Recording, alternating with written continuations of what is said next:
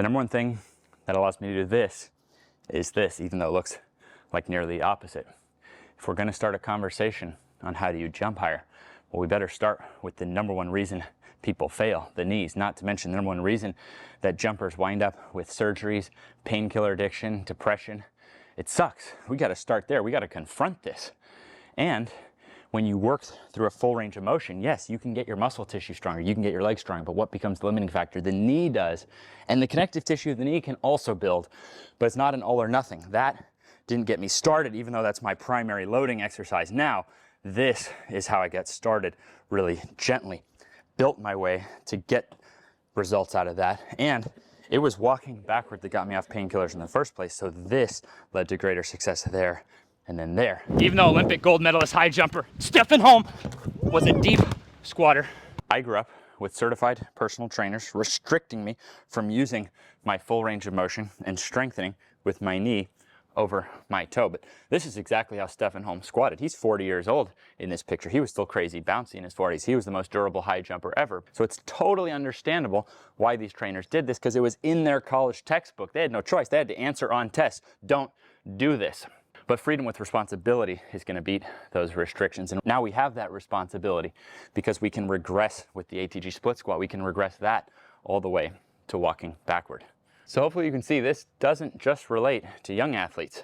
Age 50, dunking under 6 feet tall. Kadur Ziani has not only some of the most impressive ankle knee mobility I've ever seen, he's also the shortest person ever to jump and kick a basketball rim, and he helped me understand my own journey.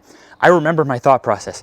I just wanted to be able to hoop on the weekend without more knee surgeries. I noticed as I was getting better at ATG split squat, basketball wasn't hurting my knees so much. I wasn't thinking about the flexibility side effects. I haven't missed a week in over a decade. I wound up with more bounce than I thought my genetics were capable of. My dad, for example, has never grabbed the rim. When Ben played for me, I don't know if he could even touch the rim. Going from a guy that could barely slap backward and now is throwing down windmill dunks is unbelievable. And I've wound up with the ability to do a front split. So I didn't say this jump series was just how to jump higher if you're 18 years old. And it would be a huge omission if we weren't aware of Kadur's story and the potential we might have by strength and flexibility not being different qualities, but the same. I promise I'll get to the 9-step checklist for you quickly, but I wanted to make sure you understand that this video means a lot more to me than just reaching the peak of jumping. My biggest physical goal of this life is being able to dunk when my son can too. But even more important to me than that is the fact that my mom can still be mobile and athletic as she gets older. Approaching age 70, the way that my mom exercises to be able to sprint is the same way I exercise to be able to dunk without having to think about my knees. Scalability is the key point of this part of the series. My mom is one of the many people who started elevated and assisted. She was 64 years old. Now she can go much deeper, and 5 years later, she's more athletic, more mobile, feels younger than she did then. But sometimes I'm working with an athlete who has to start here. You know what it does for them? Helps them stop suffering to play their sport. Because if you got less knee ability, pain-free than my mom does, no wonder the sport is causing you pain. That's how I was. So scalability means it's not an age or ability-based system. It's a you-based system. Finding your level, training your pain-free level. And you'll see why scalability is really important before this last example of longevity. In his mid-80s, once a week, George Hackenschmidt would jump over a chair 50 times. The picture I found here, he's 74 years old. And you'll see why my last part of the series was on scalability, because his favorite exercise was being up on his toes with weight behind his back, squatting knee over toes, full range of motion. But if you look at this position, you can see that backward walking is some degree of that because it allows you to work into that knee over toes position. So the point of the post is not to try something you can't handle. In fact, it's the opposite. It's to understand your responsibilities, but to understand that with freedom and knowing how to work on it at your pain-free level. We all have potential way different from the norm. So we just looked at visuals of me in my 30s, Stefan Holm in his 40s, Kador in his 50s, my mom in her 60s, George in his 70s. Let's go all the way back to the 20s. Now, even though I'm grateful just to be able to dunk and not have knee problems, Court's trying to be the highest jumper in the world, and he's about there. And his strategy has 3 key parts. Number 1 is simply being able to do a jump session with 100% effort at least once a week.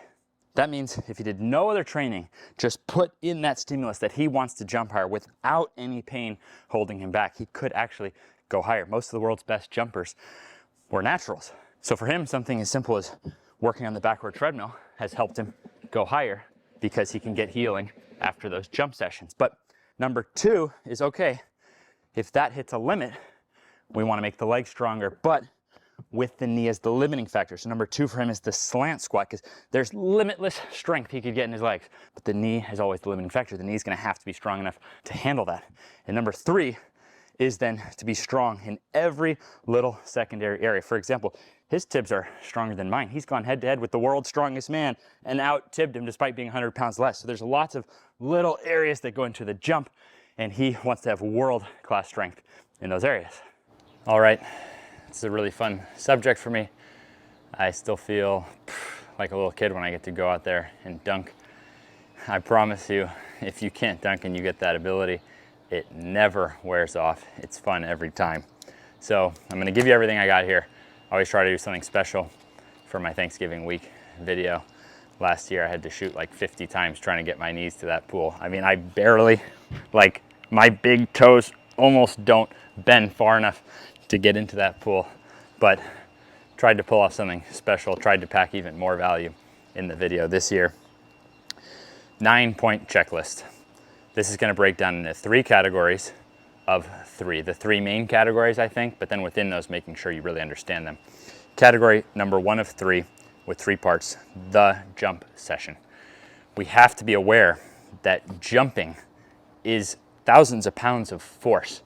So if you only think in terms of the weight room being force and you don't realize the jump session is the most force you're gonna experience, something could be really missing. You might wonder, how is Michael Jordan in the late 80s winning a slam dunk championship before getting into weight training?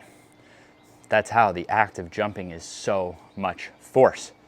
So if you can do that without any pain holding you back, theoretically, and actually absolutely, you can be one of the top jumpers in the world. If you go look up like the top jumpers in the world right now, you'll see that some of them do deep squats and things like this. Others of them would be chalked up more as genetic, but that would be overlooking the amount of work they put into jump sessions.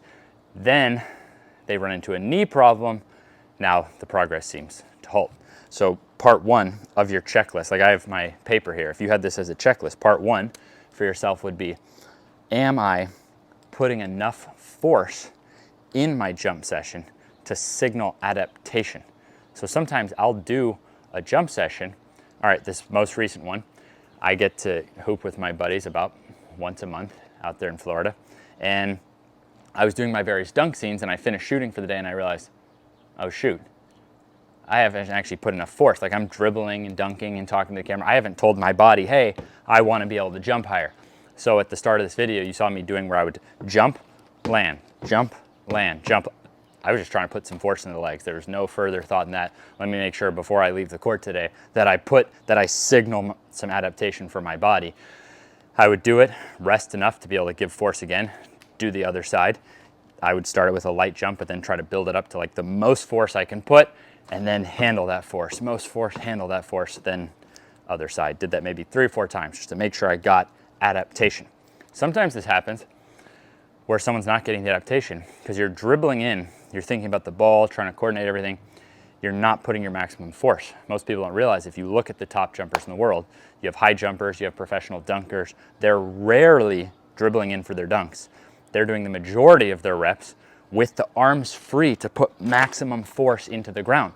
So believe it or not, if you're struggling to be able to dunk a basketball, you might have more chance of being able to dunk a basketball by not trying to dunk a basketball, but instead trying to dunk a dodgeball. So your arms are free, so you put more force, so your body adapts. Oh, I need to jump higher. Then you go to the basketball and you can easily dunk it. Number 1, in your jump session, did you put enough force to signal adaptation?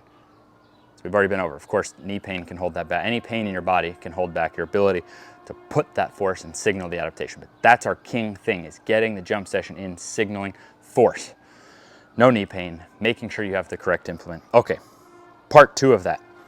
In your last dunk session, did you have wins? There seems to be something very real with your hormones, your testosterone, that you make more progress when you're getting wins rather than failing. So maybe that's the dodgeball dunk. Maybe that's getting a friend to throw you a lob for a dunk. Maybe that's some of the top dunkers in the world will use low rims and build up on wins on low rims rather than failing the same dunk on high. Whatever it is, did you get wins in that session? You got to build up on wins. That's my opinion. Build on wins, not losses. Now, if you're winning every single time, it kind of stops being a win because now you expect it stops being fun. But you have something where you're making it more often than not. That's my opinion. Number 3, adrenaline. So to get those wins and to signal the adaptation, it might be better to only jump up to once a week. I don't believe in jumping more often than once a week because once a week works. I've seen it work, so why risk more? You could do more often. When I found out I could dunk, I wasn't only jumping once a week. Really, I had gotten myself healthy enough to be on a basketball team again. We would practice, have games almost every day. But I kept doing my knee training. I had to do knee training more. I had to really take care to keep the knee training to balance out the basketball. And then after like some months of that, it was a friend on my team like, hey, I think you could dunk. I'm like, are you serious? And tried a few times, and sure enough, I could dunk. But to go even higher, we got to be able to, at some point, I think that would run out and you would get maximum height. Like even guys in the NBA, they don't jump quite as high as your top professional dunkers or professional high jumpers who can set up their entire schedule to only do once a week. So my point is just, I've seen once a week work. No reason to mess with that. If you're gonna have like a bunch of caffeine in the week already, maybe save some of that for before the jump session. For me, what gets me hyped is playing some hoops first, and then I'll dunk at halftime and after the game. My adrenaline gets going from the competition of basketball. So I actually care more about playing basketball pain-free than I do about dunking. I never just go dunk. I go play basketball with my friends like it's the NBA finals. That gets my adrenaline going, and then I'll go put the jump reps to signal the adaptation. I'll make sure I'm trying something that I can win more often than not. So I got the adrenaline, I'm getting wins, I'm putting enough force to signal adaptation, and then I got some drills in my back pocket. My favorite, I think, is just that one jump, land, jump, land. So those are the first 3 parts of the whole thing. Now let's go to the next 3 parts. And number 1 on that is the slant squat. So if we looked earlier in this at Stephen Holmes squatting, he wasn't using a slant board. He was wearing Olympic weightlifting shoes, which tilted him. He's also a high jumper. He never went through knee surgeries and the problems that I went through. He didn't have the jarring nature of playing basketball and all these random motions. So my point is that it's not that slant squat is the only way to get it done, but it's that the nature of this is balanced knee hip. This could absolutely work for you. This could absolutely work. But if that works, and if we can isolate the posterior with other things, which we'll get to, why not do it slant board, which makes sure that the knees are going to stay ahead of the legs. So I've just seen that to me, that's the king method. Maybe even you're also doing the heels down. So I don't restrict anyone from doing the heels down, but I keep that in my programs is on the slant. Like we don't remove that out. Even once you don't need the slant board because of your mobility, we keep it in to make sure the knee is there. So is your slant squat getting easier? I say easier because if you do a little more weight, but now it's a little more painful, I don't think that's gonna make you jump higher. Is it getting easier? So we've done 4 steps on the checklist so far. Number 5 on the checklist, which is the second part of the second section on the leg strength into the ground, is your ATG split squat getting easier? So if I see the slant squat is not getting easier, often the ATG split squat is being skimped. So like I'm on standards right now myself, is one day working on slant, one day working on the split squat. And in the split squat's case, we're actually working on the heel down on the split squat. So I'm getting full mobility effects from the split squat and then using the slant squat to drive up my leg strength, but making sure that my knee can handle it. Never working through pain on either. These are, I think of each workout like a masterpiece. So I find that the split squat, the slant squat in balance once a week, I find that works better. But it doesn't mean, again, these are These are guides, these are a checklist. I don't believe there's absolutes on how this stuff works. Trying to give you the full scope. It's better if you can know the data rather than having to think, oh, Ben said this, can't do anything. No, I don't want you to like think. No, I want you to like be able to know and kind of feel the data. So third part of section 2 and the 6th point on our checklist, it would be then, are you sledding? So when I'm at home, I use this guy. I don't have to use the backward treadmill. I keep it in the warm-up process, 5-10 minutes. Quite frankly, I never set a timer. I just enjoy it, get a burn. The point is that healing, that foundation, helps get results out of the split squat. The split squat helps get results out of the slant squat. You don't have to do any of these. Like, you literally could just squat. You don't even have to squat. You literally could just do the jump session and make sure you're doing something to keep the knee healthy. But again, theoretically, maybe you never even run into a knee problem in the first place, and you could be one of the best jumpers in the world if you really understood the jump session. Each one might help you get more results, might help you go higher. So that's the 3-part checklist in part 2. So steps 4, 5, 6. Is slant squat getting easier? Is ATG split squat getting easier? Are you keeping in the sled or the resisted backward in some way? All right, steps 7, 8, 9 on your checklist. First of that, so step 7, ankle. Ankle, you've got the main calf muscle people see. So like on a straight leg calf raise, great exercise. I think it's a good one to keep in the arsenal for jumping. But below that, you have a deeper calf muscle. It relates more to protecting the Achilles.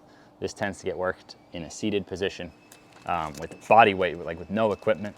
I've done a lot of those knee over toe calf raises, scales to any level. But if I have access to a seated calf machine, I use the seated calf machine. And I try to just wedge in a bit this way to get like a really nice ankle mobility position. So I believe in this being strong, not just pushing the flexibility, being strong from your ankle mobility, and doing a straight leg standing calf raise and training the tibialis. Court has been really eye-opening seeing how strong he is. And I started noticing it with like the highest jumpers I would train, pound for pound, they had freakish tibialis strength. Not from training the tibialis, whether it's genetic or whether it's from those jump sessions that they successfully did, putting more and more force, building it up, they wound up with super strong tibialis. So it's like, when in doubt, as we go down this checklist, why not have more ability in tibialis, upper calf, lower calf? So I think of those as the big 3. Like, if you're trying to jump higher, got to be training those 3. Because now, oh, this mysterious Achilles problem, whatever. I've trained, if you just took a list of the 20 most famous athletes in the world, I've trained a handful of them. And I've had so many conversations really looking at what their training history has been. And it's the average. You're looking at over 10 years of progressive overload for all kinds of different areas of the body, but not for the lower legs. And so when you see a freak Achilles injury or something like that, it's not that I don't believe in freak injuries. It's that I know the percentages are higher than they should be, because mathematically, we're not putting the odds in our favor to protect certain areas of the body. So those are the big 3. Ankle is step 7. Make sure you've got all 3 of those in the toolbox. Then, number 8, we're in like our whole accessory toolbox, is the posterior, the hamstrings and glutes and lower back. When you run and jump off one foot, you have to like keep pulling the ground. Let's watch Michael Jordan jumping from the foul line. He's able to keep pulling the ground. I've seen people who can jump very high off 2 feet, who are very weak at pulling the ground, can't jump as high off 1 foot. On average, like the freakiest natural Nordics I see, like people who have never trained Nordic and freak at it, are not only fast, but can jump far off 1 foot. That doesn't mean I also haven't seen freak 2-foot jumpers who are strong on Nordics.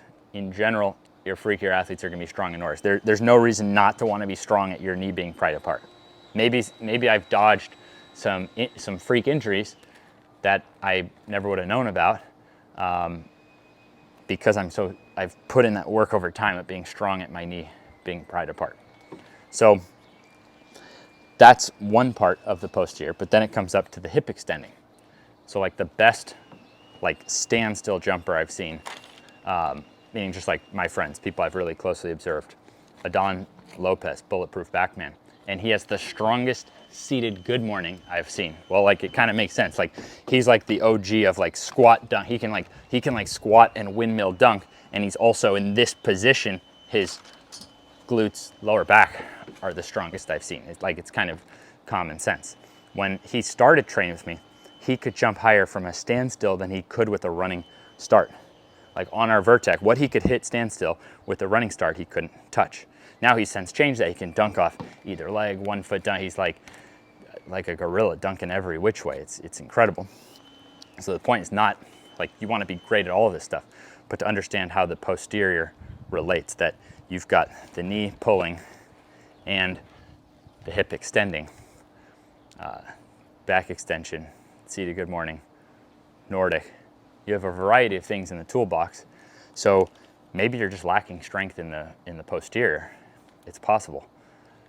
It's worth putting on the checklist and understanding, like, what are you failing? Are you failing at a 1 foot jump? Are you failing at a 2 foot jump? What might be the limiting factor there? Last but not least is the core and the upper body. Are you training your core and upper body for your jump? So a classic example would be training the upper body with limited range of motions. I've often seen, by then getting like full range of motion. Let's say you're pressing a dumbbell, you can turn it like this and go full range of motion. You can do that on push-ups.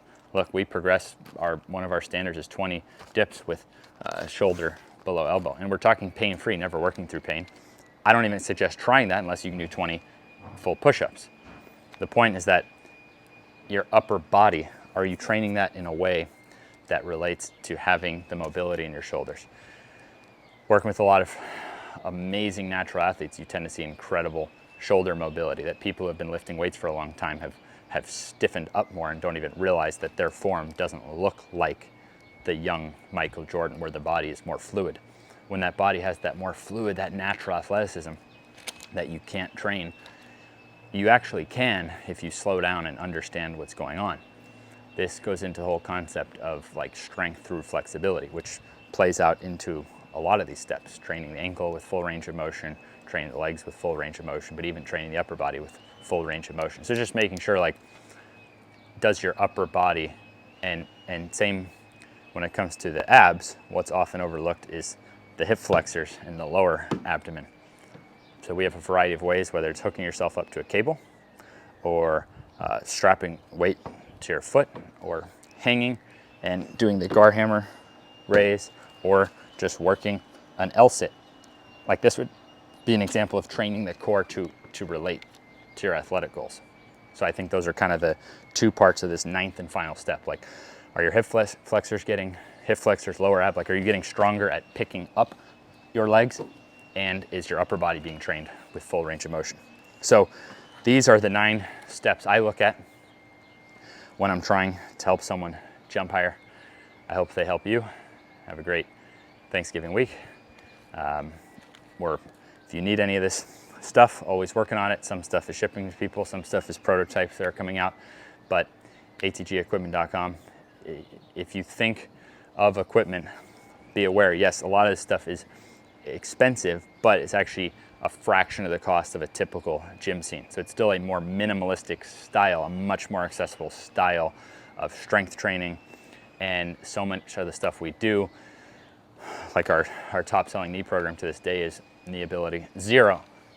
Then maybe as you're learning that stuff, you can gradually look at, all right, what are you gonna need? What does your gym have? Maybe you can talk to the owners of the gym. Maybe they can get some of this stuff. And for any of these programs, for example, jumping, our jump ability program, Cortland and I work on that together. You're not only getting my knee training, but he's actually watching that weekly jump of yours. It's pretty priceless to have someone who has walked the walk and then takes the time to walk you along with it. Like, you're not just on your own. Having someone actually watch your jump each week, I've seen as one of the make breaks of jumping higher. And yeah, so we do that. There's no long-term contract. Use it for what you need. Thanks for following along and for supporting ATG. I hope you have some wins with this data.